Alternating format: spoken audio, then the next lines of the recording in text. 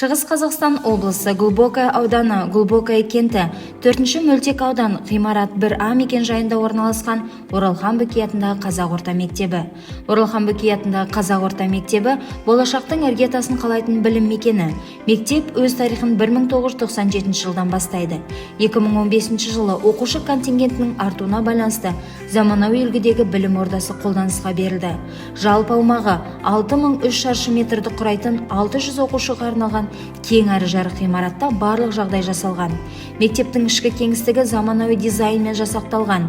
Әр қабаттағы ақпараттық бұрыштар мен тақырыптық көрмелер оқушылардың қызығушылығын арттырып, тәрбиелік мән береді.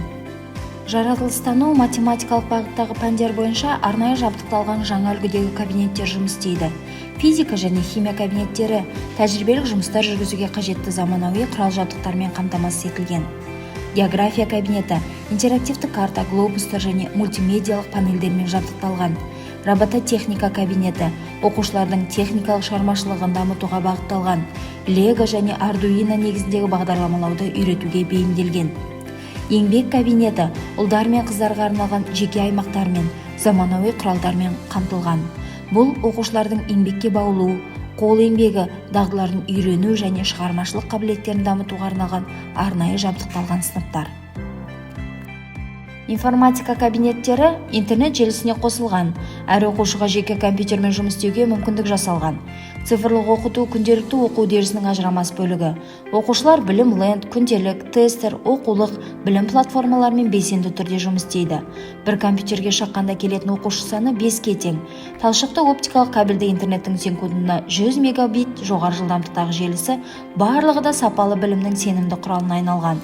Сынып бөлмелері 17 интербелсенді тақталармен, 12 заманауи сенсорлық панель тақталармен жабдықталса, компьютер және ноутбуктермен 100%, 3D принтермен толықтай қамтамасыз етілген. 2025 жылы мектеп базасын одан әрі кеңейту мақсатында қосымша жаңа оқу кабинеттерін сатып алу жоспарланып отыр. Мектебіміз заманауи инфрақұрылыммен толық жабдықталған. Кең әрі жарық спортзалдар, кітапхана мен заманауи зертханалар, мультимедиа кабинеттері оқу процесін тиімді жүргізуге мүмкіндік береді. Спортзалдар саны 2, мұнда дене шынықтыру сабақтары, үйірмелер және түрлі спорттық шаралар өткізіледі. Атап айтқанда, білім алушылардың бос уақытын ұйымдастыру мен денсаулығын нығайту мақсатында мектепте 6 спорттық, 2 волейбол, 2 баскетбол, 2 футбол үйірмесі жұмыс жасайды. Барлық қатысушылардың саны 90 бала. Оқушылардың салауатты өмір салтын ұстануы мектептің басым бағыттарының бірі. Мектеп кітапханасы жалпы көлемі 115,1 квадрат метрді құрайтын, оқу залы 29 орынға есептелген. Жалпы кітап қоры 12414, оның ішінде әдеби кітаптар саны 2050-ге тең. Мектепте жалпы республикалық оқуға-құштар мектеп жобасы бүгінгі күнде қарқынды жүзеге асуда. Мектеп фойесінде арнайы оқуға-құштар мектеп бұрышы әзірленген. Кез келген оқырман үшін кітаптар және олардың электронды нұсқалары қолжетімді. Мемлекетіміздің әр бастамасы болашаққа апарар жарқын жол. Сонымен қатар, мектепте 2 асхана жұмыс істейді. Күнделікті мектеп асханасы 688 оқушыны тамақтандырады. Оның ішінде 454-ті тегін ыстық тамақпен қамтамасыз ету тізіміндегі оқушылар. Мұндағы көп балалы отбасынан шыққан оқушылар саны 257-ні құраса, аз қамтылған отбасылардан шыққан оқушылар саны 14-ке тең. Ас мәзірі құнарлы, әрі баланың жас ерекшеліктеріне сай құрастырылған. Мектеп оқушыларды шалғай орналасқан мөлтек аудандардан мектепке және кері бағытта тегін, уақытылы әрі қауіпсіз жеткізуді қамтамасыз етеді. Биыл мектебімізге жаңа автобус беріліп, тасымалдау қызметінің сапасы мен тиімділігі артты. Бұл шара оқушылардың білім ордасына кедергісіз келуіне және оқу процесіне белсенді қатысуына мүмкіндік береді. Бүгінгі таңда мектеп барлық нормативтік талаптарға сай қауіпсіздік жүйелерімен толықтай жабдықталған білім беру мекемесі. Бейне бақылау жүйесі мектептің 2 ғимаратында 65 IP бейне камера орнатылған. Олар көрінбейтін аймақтарды толығымен қамти отырып, үздіксіз бақылауды қамтамасыз етеді. Бейне жазбалар жедел басқару орталығына тікелей қосылған.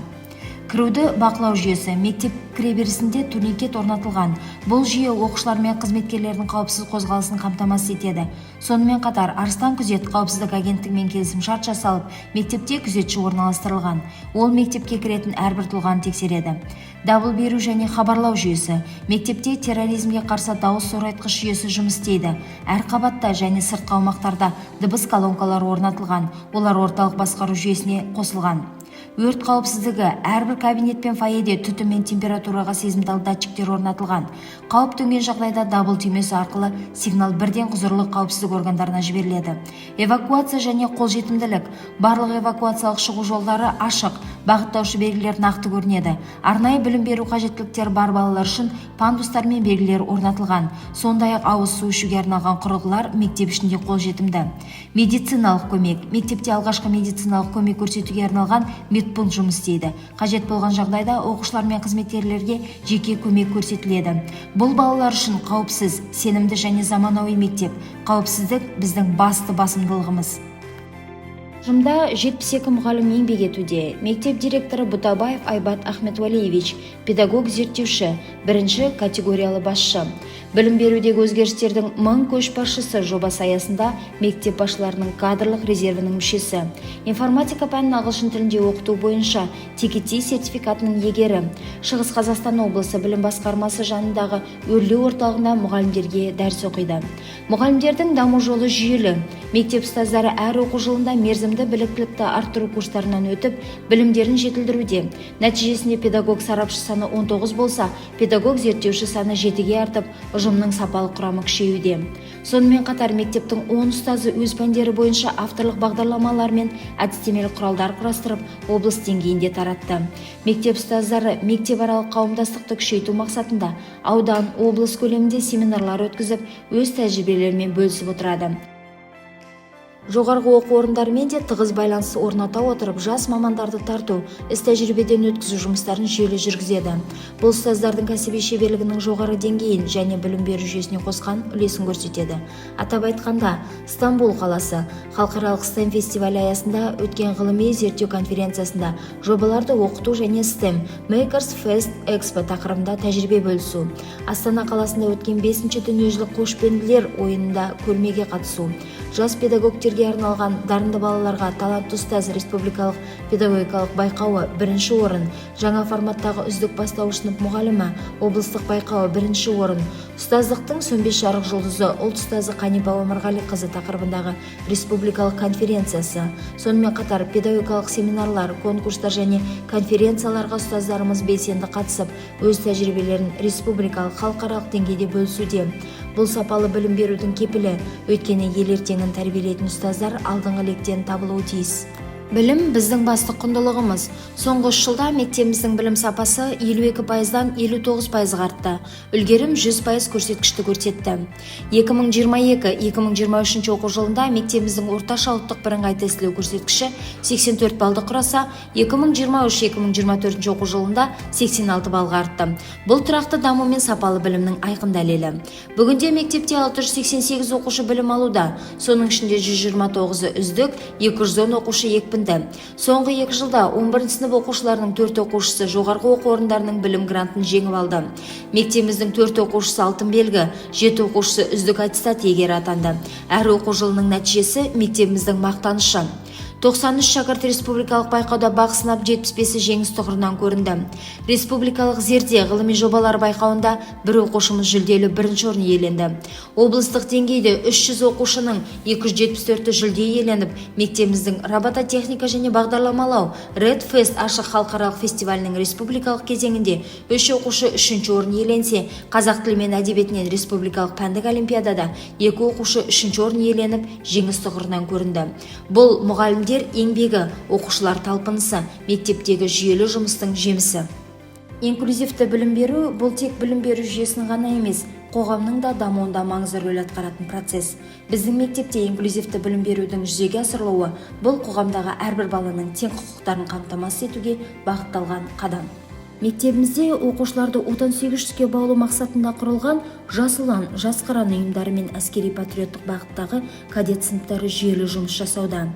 Кадет сыныбының мақсаты елін, жерін сүйетін, отан алдында адал қызмет етуге дайын, рухы биік, тәртіпті, білімді де батыл жас ұрпақты тәрбиелеу. Біртұтас тәрбие бағдарламасы аясында тәрбие жұмысы 6 бағыт бойынша жүйелі түрде жүзеге асырылуда. Даналық мектебі, аналар кеңесі, әжелер мектебі және аталар кеңесі сияқты іс-шаралар тұрақты түрде өткізіледі.